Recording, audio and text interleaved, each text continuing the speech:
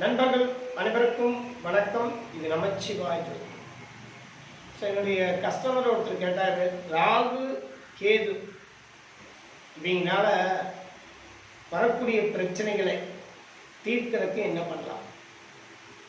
அப்போது ராகுவால் என்ன பிரச்சனை? நிறைய பிரச்சனைகள் உருவாகுது. அது லக்கணத்திலேயோ 2ஆம் இடத்துலையோ இருந்தால் 7, 8 ஆட்டோமேட்டிக்காக கேது. லக்கணத்தில் 2ல் கேது இருந்தால் 7, 8 ராகு. இது பாதிப்பை தருகிறது. அது லக்னாதிபதியுடன் ராகு. அப்போ நெருங்கிய ராகுவுடன் நெருங்கிய டிகிரியில் இருக்கும்போது அந்த லக்னாதிபதி அங்கே ரொம்ப கடுமையாக பாதிக்கப்படுகிறார். சரி, இதற்கான ஒரு தீர்வு என்ன? அப்போது ராகு கேதுவால் பாதிக்கப்படும் ஜாதகங்களுக்கு வாழ்க்கையில் முன்னேற்றம் இல்லை, பொருளாதாரத்தில் மேன்மை இல்லை, கணவன் மனைவிக்குள்ள ஒற்றுமை இல்லை, குழந்தை பாக்கியம் தாமதமாகுது, எந்த ஒரு நிம்மதியும் சந்தோஷமும் இல்லை அப்படிங்கிற பட்சத்தில் ஒரு சிறப்பான ஒரு பரிகாரம். இது முன்னோர்கள் சொன்ன ரொம்ப ரொம்ப ரொம்ப ரொம்ப ரொம்ப அற்புதமான பரிகாரம். அப்படி என்ன பரிகாரம்னு கேட்டீங்கன்னா, ஆண்களாக இருந்தால் வலதுகை நடுவிரல், பெண்களாக இருந்தால் இடதுகை நடுவிரல். இந்த நடுவிரல் உயரத்திற்கு ஒரு நாகர் சிலை செய்து, சர்ப்பம் இருக்கிற மாதிரி ஒரு சிலை செய்து 48 நாட்கள் வீட்டில் வச்சு பூஜை பண்ணணும். நம்ம வாங்கிட்டு செய்கிறோம், நல்ல நாள் பார்த்து செய்ய கொடுக்கணும். செய்ததுக்கப்புறம் பூஜையில் 48 நாட்கள் வச்சுருக்கணும். இந்த 48 நாட்கள் யாருக்கு பரிகாரம் செய்கிறோமோ அவங்களுக்கு பாசிட்டிவான காலகட்டத்தில் செய்யணும். அப்போ பாசிட்டிவ்னா என்ன? நட்சத்திரத்திற்கு ரொம்ப யோகத்தை தரக்கூடிய 2, 4, 6, 8, 9 இந்த நட்சத்திர காலங்கள் வரும் பொழுது அந்த பூஜையை தொடர்வது சிறப்பு.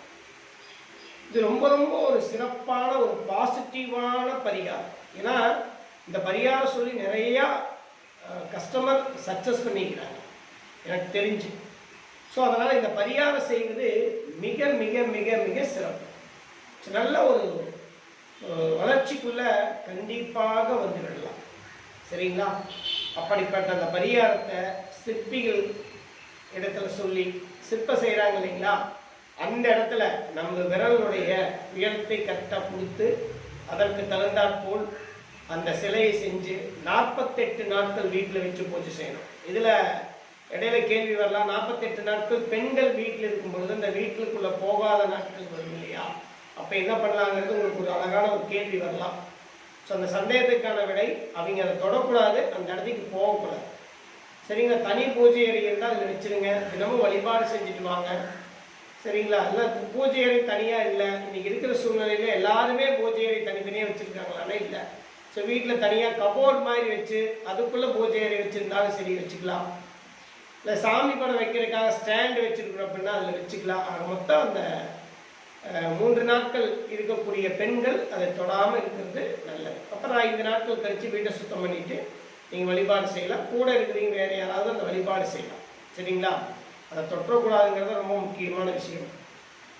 இந்த 48 நாட்கள் வழிபாடு செய்து உங்களுடைய விநாயகப் பெருமானுடைய திருக்கோயிலில் அதை கொண்டே வச்சுட்டு பூஜை செஞ்சுட்டு வாங்க.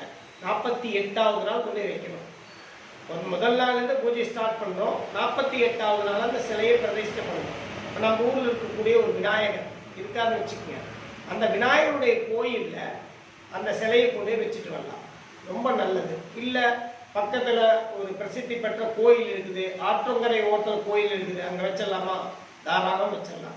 இல்லை கவந்தப்பாடி பக்கத்தில் இருக்கக்கூடிய தம்பிக்கிளை ஐயன் கோயில் உங்களுக்கு வர முடியும் பக்கம், அப்படியே நீங்கள் தாராளமாக கொண்டே வைக்கலாம். ஸோ இதெல்லாம் வைக்கும் பொழுது ரொம்ப ரொம்ப நல்லது. அடிக்கடி போய் பூஜை செய்கிற மாதிரி வச்சுக்கங்க, சிறப்பு. அது பார்த்தாலே நல்லா உங்களுக்கு கஷ்டம் எவ்வளவாக இருந்தாலும் அந்த ராகுவால் ஏற்படக்கூடிய துன்பம் நிச்சயமாக விளையும். சூரியனை கண்ட பனி போல் விலகும் என்று சொன்னால் அதுதான் அந்த இடத்துல உண்மை.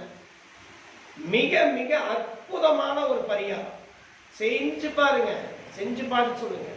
பொருளாதார தடை, குடும்ப அமையல, குடும்பத்துல பிரச்சனை, திருமண தடையா வருது, திருமணத்துல எனக்கு திருமணமே நடக்க மாட்டேங்குது, உடனே பாக்கியத்துக்கு தடையா இருக்குது, ராகு திசை நடக்குது, ராகு வச்சு செஞ்சுட்டார் நம்மள, ஒண்ணுமே பண்ண முடியலன்னு சொல்லக்கூடியவர்கள் இந்த அற்புதமான பரிகாரத்தை செய்யுங்கள். நிச்சயம் வாழ்வில் வெற்றி பெறுவீர்கள்.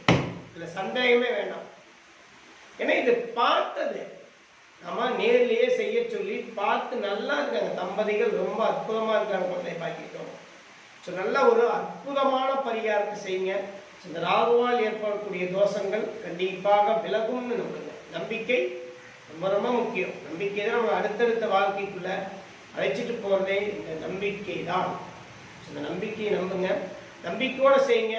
கண்டிப்பாக உங்கள் வாழ்வில் மிகப்பெரிய வெற்றி பெறும். அதுதான் நிஜம்.